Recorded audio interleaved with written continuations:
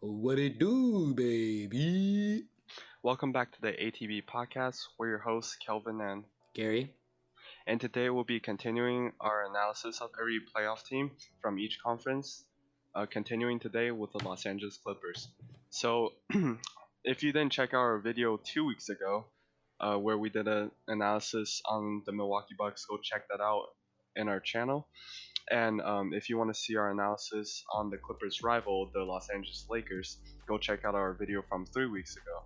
And we apologize for not uploading last week. We actually recorded this episode last week, but the audio file got corrupted, so we were not able to upload it.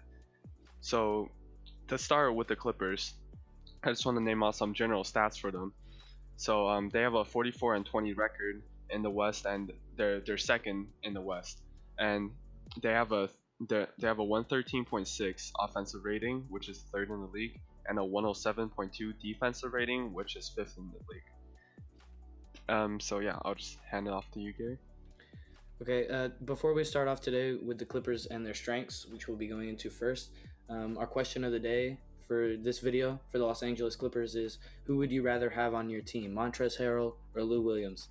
As we all know, they are two of the best six men in the league, and just two really, really great players who could start on pretty much any team in the league. They could start on the Clippers as well. So go ahead and let us know in the comments who you would rather have, Lou Williams or Montrezl Harrell.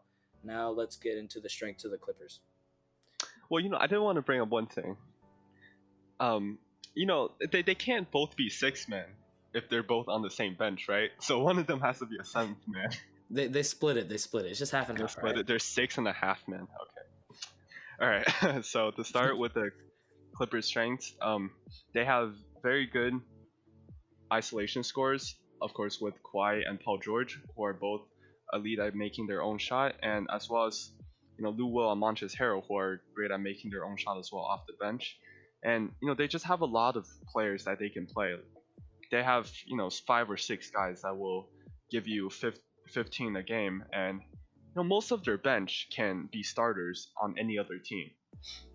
And they were starters on other teams. So Definitely. yeah, and I would say that they have the best bench in the league, and I'm pretty sure their bench is averaging 51 points. Wow. Yeah, 51.5 points per game. So that's basically half of like what a team scores every game. So that's extremely impressive.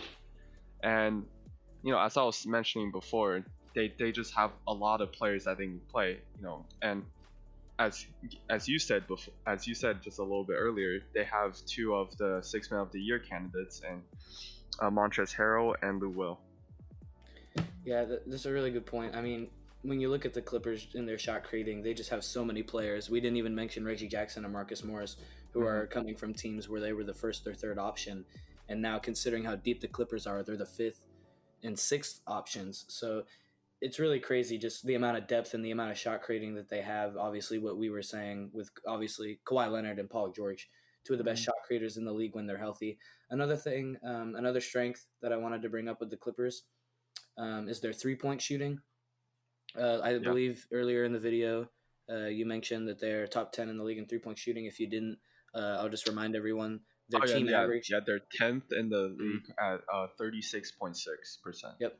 So I wanted to go in depth a little bit more on that and just kind of name off a few of, or most of their rotational guys and how they're shooting from beyond the arc. Of course, not Zubac and Montrezl Harrell because they don't take many threes. Kawhi Leonard is shooting 37% from 3. Lou Williams is shooting 36% from 3. Paul George is shooting 40% from 3. Landry Shamet is shooting 39%. Patrick Beverley is shooting 38%. JaMychal Green is playing over 36%. Patrick Patterson is shooting 39%. And Reggie Jackson is shooting 40% from 3. And all of these guys, they haven't just played. It's not just, I played 5 games and I took 5 threes. All of these guys have played at least 40 games this season. So not only are they shooting all of them over 35%, but they're shooting at a clip to where they're consistently getting minutes in the rotation every game this season. So I think when it comes to playoff time, not only when you have depth, but when you have shooting, we all know today's league it's a three point and layup league. The mid range is almost non-existent anymore. But the Clippers also have that. They have three of the best mid-range scorers in the league with Paul George, Kawhi Leonard, and Lou Williams. So really, they have Mm-hmm. everything. They have a luxury of many different things. And when your bench and when your rotation can shoot the way you can, it takes a lot of pressure off of Kawhi Leonard and Paul George, because that if they're double teaming you, or if you're isolation, you get trapped in a corner or something like that, that you can swing the ball around and your guys are going to hit threes. It's just a matter of, will you swing the ball at the right time and make the right play? Yeah. Yeah, another thing I want to add to that is not only do they have good shooters, but they have established shooters. These are guys who've been in the league for 6+ years, and we know they're going to be consistent, especially in the playoffs. So yeah, another strength I wanted to bring up is their perimeter defense. Mhm. So what I find so special and intriguing about the Clippers is that not only do they have two of the top 10 players in the league today, they have two of the top 5 two-way players in the league. And that what's so special about that is they're both wings. First of all, they can play any position from 2 to 4, both of them. So that makes them very switchable.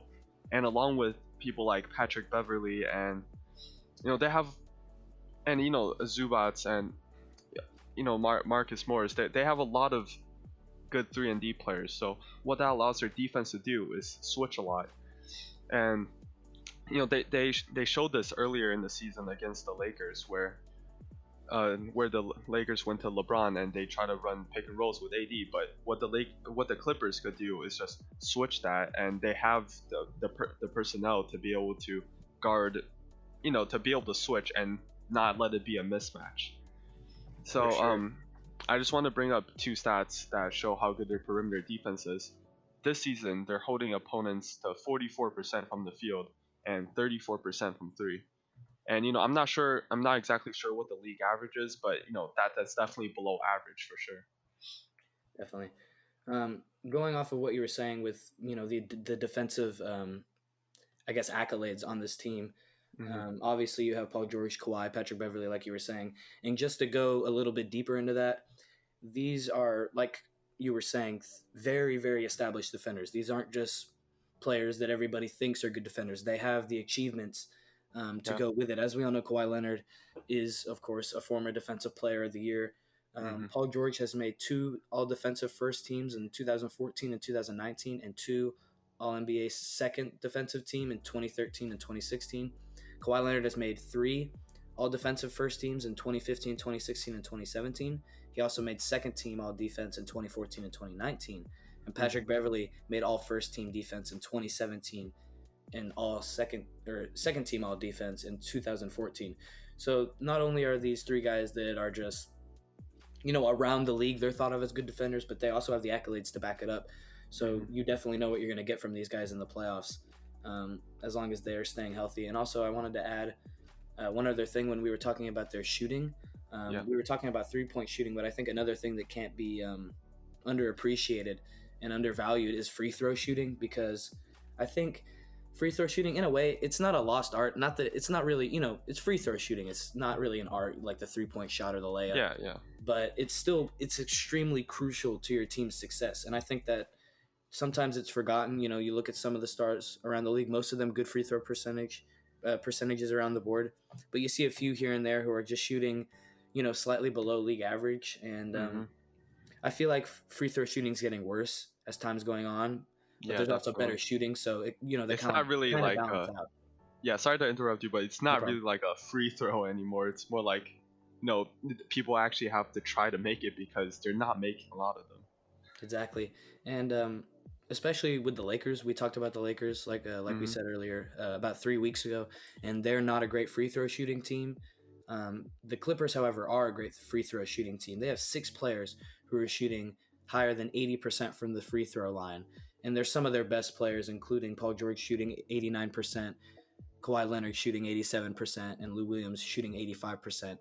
Yeah. Those are debatably their 3 best players. Obviously, your best 2 with Paul George and Kawhi, the 3rd best players up for debate.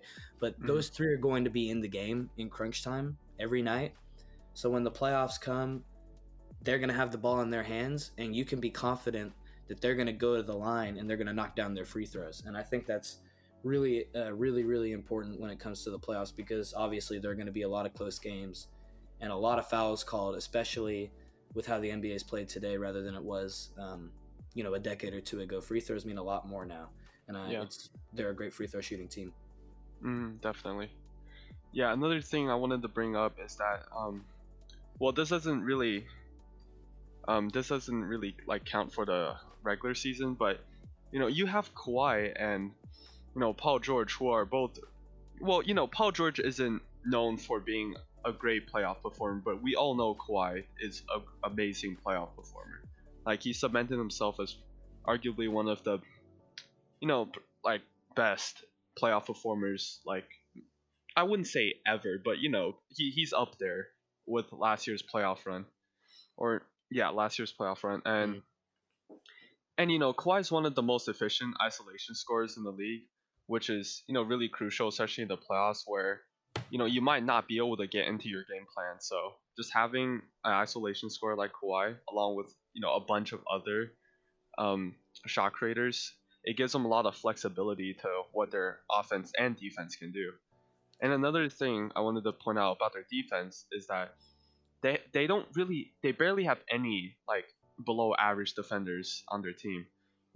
Patrick Beverly is obviously a above average, or he's an all NBA defender when he's actually putting in full effort, which he does a lot of games even in the regular season.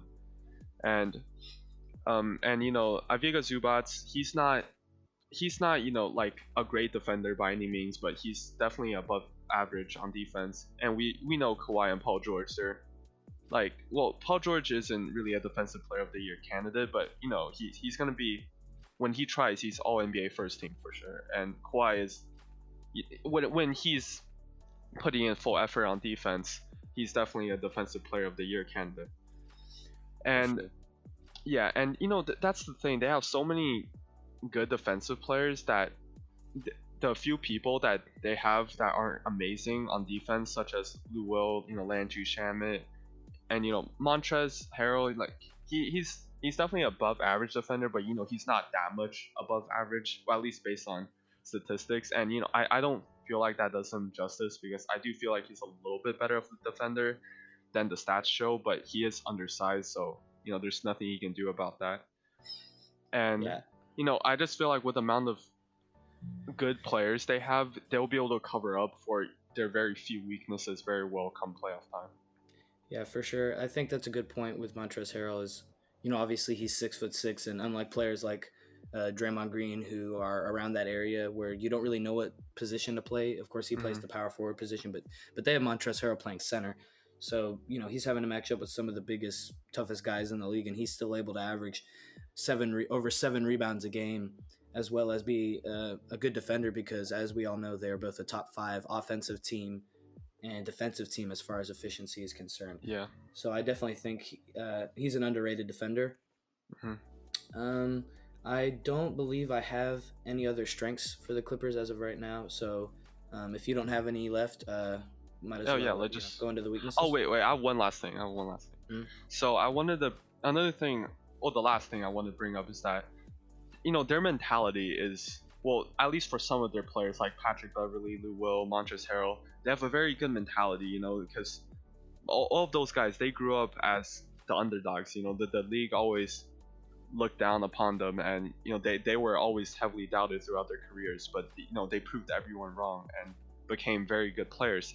And this showed in last year's playoffs where they want to prove themselves. They have that mentality that they always have something to prove. So like this showed in last year's playoffs where they pushed the Warriors to 6, and they had one of the greatest playoff comebacks of all time. So I just think with that mentality, like that's gonna be a huge part come playoff time, where they just they won't give up. They're gonna they're gonna fight until the very end, and and we all know Patrick Beverly, he's gonna get in your head somehow. For sure. I think that's a really good point. They're a very, very mentally tough team, especially with Doc Rivers, at the head of all things. He knows how to evaluate talent, and he knows how to work, contain big egos. He did it in Yeah. Boston with the big three Hmm. for as long as he could, until things, tempered over. But I don't think that's as much of a problem here in LA. So I think he's going to do a great job in the playoffs, especially Hmm. when, like you said, they took the Warriors to 6 games, which was the furthest that any team took them in the playoffs last year. Yeah. So before, of And course, they he's a lost in the he's a finals. proven coach. For sure. He's won a championship, so we all know he can take a team to the championship. Definitely. They're very mentally tough, like I was saying with Doc Rivers, but also Kawhi Leonard. Not with the whole fiasco in San Antonio with the doctors and the treatment and not showing up to the playoff games, to being traded to Toronto, where now everybody's saying, how good is Kawhi going to be? And then he follows that up by having a great season, averaging 25 plus, and then not only taking the Raptors to the finals for the first time in franchise history, but winning the finals for the first time in franchise history. Mm-hmm. And obviously Kevin Durant was hurt, and obviously Klay Thompson got hurt, but he still was able to stay mentally tough throughout everything, and no excuses, none of this, none of that. He got the job done, and I think that plays a big role to have a champion like Kawhi Leonard, a 2-time Finals MVP, on your team as your number one option. Yeah. All right. So I wanted to talk a little bit about their weaknesses, or not really weaknesses, but just concerns come playoff time. So the first thing I wanted to bring up is their big man depth. And they're starting Ivica Zubac right now, but they play Montrezl Harrell at center for most of the game. But Ivica Zubac, he's a good starting center, but he's not a great starting center. And I definitely wouldn't say he's a championship caliber starting center. But he, as I said before, his defense is above average. He's a good fit alongside Kawhi and Paul George, where he can just set screens, roll to the rim, and he's a decent rim protector. So like he's just an all around decent starting center, but he's not a great starting center. And you have, sorry, do you want to go? No, yeah, keep going. Okay, yeah, and then they have Montrezl Harrell, who plays most of the game at center, but as I said before, I feel like he's above average on defense, but the thing is he's just so undersized at maybe 6'6", 6'7" in shoes, that it's gonna be hard for him to guard some of the bigger teams in the league, like the Lakers, because they're just they're literally like 4, 5, maybe 6 inches taller than he is, and he's just not physically gifted with like pterodactyl wings like Draymond and sure. Kawhi. So he has the makeup for that with energy, which he does. So that's why I was saying the stats don't really do him justice on that end of the floor. I think that's a good point with obviously with Harrell and Zubac. There is a lack of rim protection. Their leading man in blocks is, I believe, Montrezl Harrell, with just over 1 per game. Mm-hmm. As far as big men are concerned with their blocks per game and things like that. Going on with Zubac, I think we see it a lot with these really, really deep teams where the fit doesn't really work. I wouldn't, obviously Montrezl Harrell, you don't want to start him because he just has so much energy coming off the bench. He reminds me of Ben Wallace when it comes to energy, and there have been situations like this in the past. For example, when the Nuggets went to the Western Conference Finals in 2009, they had Dante Jones start at shooting guard, but he would only play about 14 minutes per half to match up with Kobe Bryant, and then J.R. Smith was really, the starting caliber player on that team, but he would come off the bench for a purpose of fit. Obviously, you didn't want to have him, Billups, and Carmelo all out there at the same point because you don't know who's going to be. It can lead to a less shots for each guy, and also defensive liability. So I think that I think that's one reason why Zubac starts over Harrell, obviously with the energy. And going into that, as we were saying, Montrezl Harrell brings the effort every single night, as well as Patrick Beverley and a few other guys. But one thing that does concern me a little bit would be effort consistency, and I only say that just because of health. I don't think that anybody on the Clippers has a lack of effort or a lack of motor. I think maybe we've seen it a little bit with Paul George at times, but most of these guys are proven workers, and obviously Paul George is a proven worker as well. But I think that come playoff time, I wanted to bring something up, about Joel Embiid real quick. Oh, yeah. A little bit off topic, but I think it kind of pertains to Paul George and Kawhi Leonard in a way.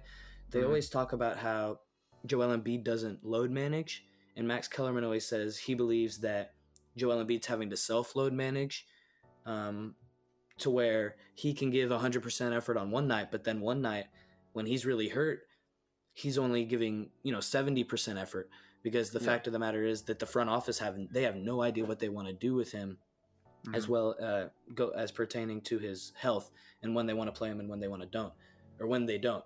So I think with the Clippers, they do a better job of that. Of course, sitting out Kawhi Leonard, he's played 51 out of 64 games, and Mhm. Paul George has played 42 out of 61 games. But come playoff time, you're not going to be able to sit out games. That's just, you can't have Yeah. one of Yeah. your two best players sitting out games. So I think if one of them were to get hurt, there may be a problem effort wise, because obviously these guys are still going to try to play, but they may not be able to give it 100% because of their injury problems. Yeah, for sure. Yeah, so I wanted to add on to the to what I was saying about the big man depth is I know you might not agree with this, but I feel like the acquisition of Joakim Noah will actually help with that come playoff time. So, Yeah. well, Maybe. okay, look, you have to admit it. Okay, Joakim Noah was a former defensive player of the year, and even at a older age, he still has the defensive awareness that he's still a good rim protector just because of how aware he is on the defensive end of the floor. And if the Clippers just play him for like 15 minutes, I feel like he can definitely match up well against some of the bigger teams in the league. Excuse me. I do agree with that. I just think that if that is true, and obviously Joakim Noah, I think he still has some energy. Obviously on the defensive end, he's always been known as a. He actually kind of does remind me of Montrezl Harrell. They're just. Hmm. Actually, no. He's Patrick Beverly as a center. He's always He's always clapping. He's always yelling in your ear. You remember him getting Oh yeah, yeah. in stare-offs with LeBron Hmm.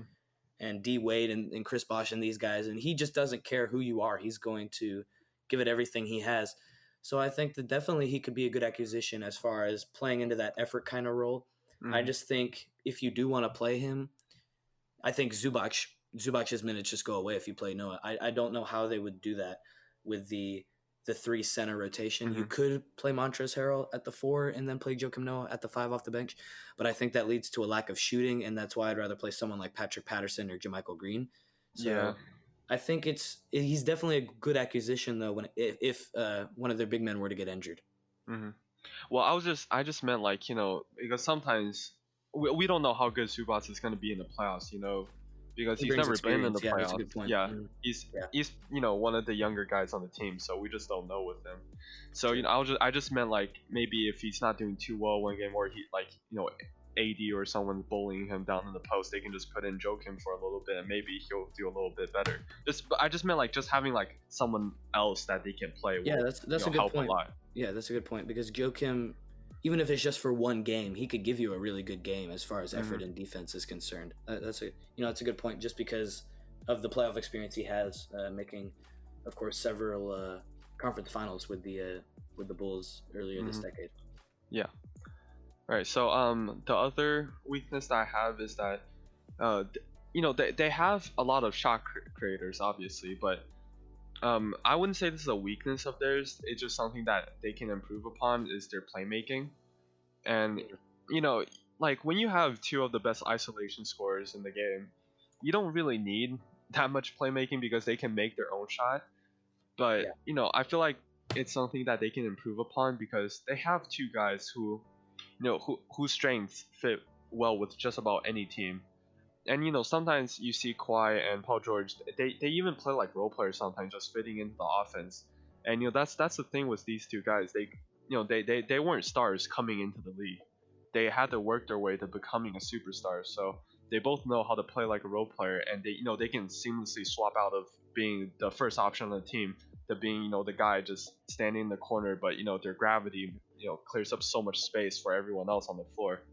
So I just wanted to bring that up because Lou Will's their leading passer with 5.7 assists a game, and Lou Will's not known to be a great passer, and that's just it's not really a concern for me. It's just like something that I feel like they can definitely improve upon if they decide that it's going to be a problem. And there's another thing I want to point out just with Kawhi is that his last season he really improved upon his isolation scoring as well as his outside shooting. And this year, he's really improved his vision. that's the main thing that stands out to me, is that like last year you couldn't really see him making some of the more advanced reads, like when in a pick and roll. Maybe he can maybe he can make a simple pocket pass here and there, but he's not gonna skip it to the corner to a wide open shooter, and he's not gonna have the presence of mind to hit like a tight window. Most of the time, Yeah. especially last season, he's just gonna settle for the shot, and that's fine because he's such a great isolation scorer, as I said. But what's really surprised me this season was that he's hitting more of these windows. He's hitting more of the tighter windows. He's kicking it out to the shooters, and he's hitting more of the pocket passes, and he's hitting a lot of the interior passes too, which is why he's their second leading passer on the team with, I think, about About 5.3 5 assists. assists. Yep. Yeah. 5 a game. Yeah, Yeah, so that's a good point. yeah, so that's just the main thing that surprised me. So Yeah, I remember a few months ago, Kawhi had his first triple double of his career against the Miami Heat, I believe, and that plays into what you were saying. Is he's taken a role as a new playmaker, because obviously in his career with the Spurs, you had Tony Parker and Manu. With the Raptors, you had Kyle Lowry, who's one of the best passing point guards in the league. This year, like you said, Lou Williams, as he is a willing and a good passer, but he's known for his scoring. He's a bucket getter. He can go give you 20, 25, 30, if you need him to. One of the best isolation scorers in the league. So I think Kawhi realizes, maybe I didn't always have to utilize my passing ability as much because I had all these great playmakers around me. But with this specific team, my starting point guard is known for defense. My shooting guard is kind of like, he's just he's a slightly worse version than me. And then my backup guards are sharpshooters and great isolation scorers. So I need to be a playmaker for my team to help us win. So I think that's definitely a good point with Kawhi and his playmaking. Going back to disadvantages, another one, a few that I wanted to bring up were, obviously we all know the biggest problem for the Clippers is their health. Will they be able to stay healthy in the playoffs? Paul George and Kawhi Leonard have only played 32 games this season together out of 64, so they've only played 50% of the games together. Paul George has played 42 games, Kawhi's played 51. Patrick Beverley's played 48, so there's definitely some injury problems, all three of those guys missing 10-plus games. And I think, especially with Paul George and Kawhi Leonard only playing 32 games, and with everything that's going on right now with, of course, the coronavirus, and there's been about, I believe 60 days of no NBA basketball. We don't know when basketball is going to come back. So I think not only were they finally just starting to get to play together when they had those games against the Lakers and the Hawks and things, and the Thunder and things like that, when they were finally, starting to play together, but now they haven't been able to play together in 2 months already, with only being able to play 32 games. So if the season were to get shortened or something like that were to happen, who knows how they're going to be in the playoffs, because quite frankly, they just have not had enough chemistry together. And I think that could be a problem. And another thing that adds on to that would be a potential lack of knowing roles with the lack of chemistry. Like we mentioned earlier, Marcus Morris and Reggie Jackson were both acquired. Marcus Morris was acquired from the New York Knicks in a trade involving Maurice Harkless in a first-round pick. And then Reggie Jackson was bought out and signed, and then he went to go sign with the Clippers. So both of these guys, like we were saying earlier, Marcus Morris was the number 1 option on the New York Knicks, and Reggie Jackson was the number 2 or number 3 option, depending on if Blake Griffin was playing, but he only played about 5 games this year. So now you're going from number 1 and 2 options to number 5 and 6 options on the Clippers, something around that. And Reggie Jackson has only played 9 games for the Clippers. Marcus Morris has only played 12, and Marcus Morris has really struggled in his 12 games with the Clippers. He's only shooting, I believe, 38% from the field and under 30% from 3. So I think when these two guys have both played less than 15 games on your team and they have been top 3 options on their team, I think there's going to be a problem with chemistry as well as knowing your role, because these guys are used to taking 10, 15 shots a game, maybe even 20 on some nights. And now, who knows? Maybe they're just going to be getting 8 to 10 a night. So they're going to become guys with the ball to spot up shooters and screen setters with Marcus Morris. So I think that they're going to have to do a good job coming back. They're going to have to watch a lot of film, and they're going to really have to communication is going to have to be key for this team especially, with the Clippers because of their lack of chemistry and all their injuries. They're going to have to make sure that everybody understands their role before the playoffs. And I think that's where Doc Rivers comes into play, as well as Kawhi Yeah. Leonard and Paul Mhm. George.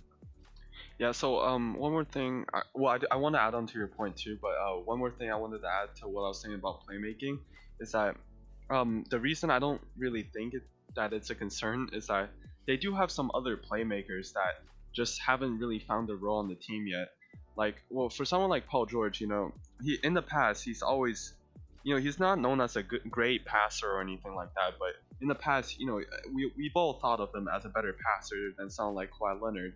And just like referencing a stat, his passer rating has always been higher than Kawhi Leonard. So I think in the playmaking regard, Paul George is pretty underrated.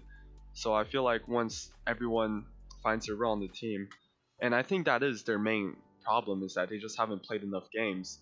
And that's another thing is like once they find their role, think about how scary they're gonna be. They have so many players that that can give you 15 a night, and once they find their role on the team, who knows how good they're going to be. So that's what I think is so scary about them. But then again, as you said, the season did shut down, so we'll never really. I don't know if you'll get to see how they finish out the season or if they'll just go straight into the playoffs. But no, from what we saw at the end of the season, I think their record was 10-1 when everyone was healthy.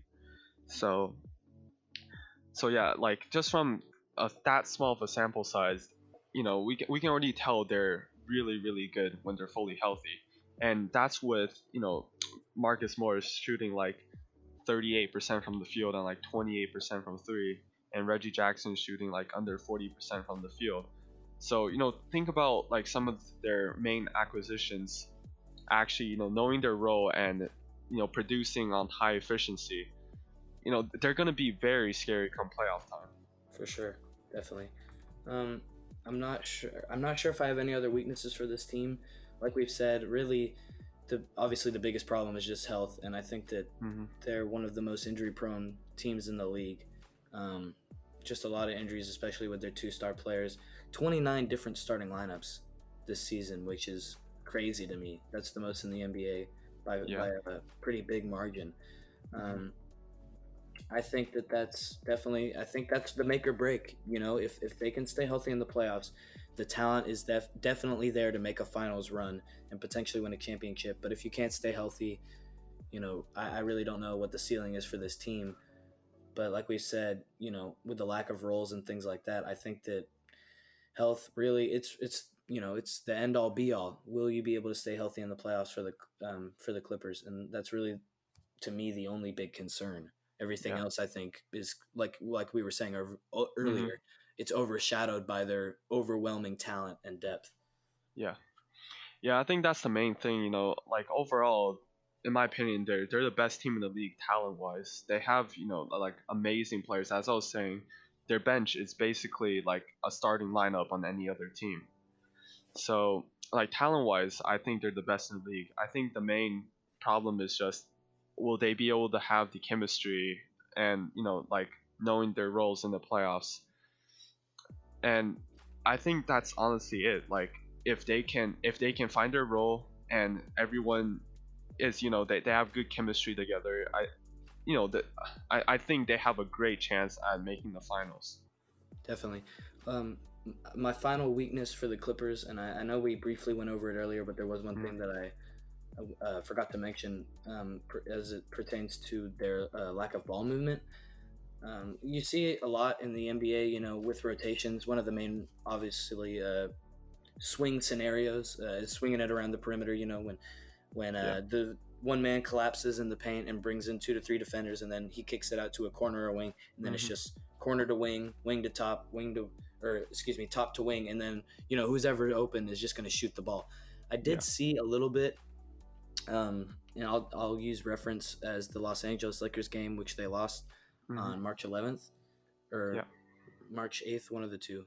Anyway, they had a problem, especially I saw with Marcus Morris. In that game, I believe he shot like 0 for 8 from three. He had a terrible game. Hmm. They would swing the ball, and then he would just either throw the pump fake, which, that works sometimes because that draws that extra defender to the corner and then you get a driving lane. But then he Yeah. would pump fake or pass fake and then he would shoot the three anyway, and he was just missing it. And I think that could be a problem because when you have all those isolation scores, sometimes you're not going to want to give the ball up. You're like, Mm-hmm. well, I could give it to the corner to Patrick Beverley, who's got a wide open three, but I'm Kawhi Leonard. I could Yeah. pass fake and drive, and obviously that'd be a good look. But sometimes I see that they're not making the smart play, and then that can lead to a turnover, especially Mm-hmm. with what I've been seeing with Marcus Morris. But also, he has only played 12 games for the Clippers. But Yeah. that's my last weakness for the Clippers. Oh yeah, yeah. I definitely agree with you on that, and that ties in with their like not knowing their roles, because once they know their roles and they clear up some of their bad shot selection, and as you were saying with the Lakers game, Marcus Morris, he was shooting a lot of contested threes that he would shoot in New York as the first option, and I feel like once he clears some of those bad shot selections up, and then take better and better threes, because obviously he's a good shooter. So once he just clears up some of his shot selection, he's going to be a very useful piece to the Clippers. So I think that's just overall, like, that's their real, like, only weakness is just if they can stay healthy and everyone knows their role and they execute the game plan. It's basically, I just don't see who's going to challenge them other than the Lakers. They're to me, they're definitely making the conference finals as long as they don't even have to know their role, honestly. I think they're just so good right now, and that I feel like they're a guarantee in the conference finals to me. Definitely. It's overwhelming talent. There's only so much you can game plan around, even if they don't know their roles, because even if they don't know their roles, it's like, who's going to give me 20 tonight? Which three Yeah. guys are going to give me 20 or 25? I definitely think roles are obviously very important, like we were saying, especially if they were to make the finals. But I think even if they don't know their roles, they're still making the conference finals. But obviously that's not the goal. So that's like what I wanted to ask you before we close out. How far do you think the Los Angeles Clippers will go this season? Well, if you watch the Lakers analysis, you would know that I have the Lakers going to the finals this year. But aside from that, I definitely have them making the conference finals. And as I just said earlier, I have the Lakers going to the finals. But if any team can beat the Lakers, it's the Clippers, obviously. Definitely. So like, reasonably, I probably, like, just from like a logic and like stat standpoint, I probably have the Clippers going to the finals. But like, just from like a because basketball more than just statistics and all that stuff. So just from like a mentality standpoint, I have the Lakers. So I'm gonna have to say the conference finals. Yeah, I think that pretty much everybody believes that it's going to be the Lakers and the Clippers in the conference finals, and I believe that that will be true. I think that no team can challenge them except for the Rockets, and that's only if they have an extremely good shooting series. But also with their lack of size, you just never know. So I believe that the Clippers will make the conference finals, and I believe they will win and move on to the NBA finals. I think that health is a problem for sure, like we've been saying this video, as well as knowing your role. But I think that at the end of the day, it's just overwhelming talent, and you have so many guys that can defend LeBron, whether it's Kawhi, Paul George, Marcus Morris. Last season, it's what got the Raptors past the Bucks. You had Serge Ibaka, Pascal Siakam, Kawhi Leonard, OG Anunoby. He was hurt last year, but that was another guy that could have defended Giannis. Those are three guys right there with Serge, Pascal, and Kawhi who could all guard Giannis at a very high level. So nobody had to guard him for the entire game. It's like, okay, I'll take this quarter, you take this quarter, and then I'll take this quarter. So I think it's the same this year. And instead of Giannis, it's LeBron. Obviously, the Lakers also have Anthony Davis, and I think that Anthony Davis would dominate a series against the Clippers just because I think Zubac is no match for him defensively. I think Montrezl Harrell is no match for him defensively. If I were the Clippers, I would put Kawhi Leonard on Anthony Davis defensively, and I would put Paul George on LeBron James. Not even to mention Patrick Beverley and how he gets under LeBron James's skin. You've only seen a few players do that in NBA history, such as Lance Stevenson and Joakim Noah, who we were talking about earlier in the video. So I think with their ability to defend LeBron, their ability to defend Giannis if they were to make the finals, those are the two guys that you have to worry about if you're the Clippers. Mm-hmm. Of course, there are other stars with Harden and Luka and Westbrook, but you can beat those teams. I feel like the Lakers and the Bucks are the two really challenging teams and the only other two championship contenders. And I just think with their length and versatility on defense, as well as their isolation scoring and offensive talent, I think it's too much, and I think the Clippers will make the NBA Finals. Mm-hmm. Yeah. Yeah. So like, I really want to agree with you on that. And as I just explained earlier, why I have the Lakers instead of the Clippers. So yeah, so I think we're just gonna end the video here. I know it's quite a long episode. It's wow, it's almost been 41 minutes. So yeah, we'll just end the episode here. And as always, go check out our other videos if you enjoyed this episode. And we appreciate all of your feedback. So like, if you have anything, any suggestions, or like just or any predictions, just leave them in the comments below, and we'll respond to you guys, whether it's in the comments or in our next episode. So yeah, we enjoy all of y'all's feedback, and we'll see you guys in the next one. See ya.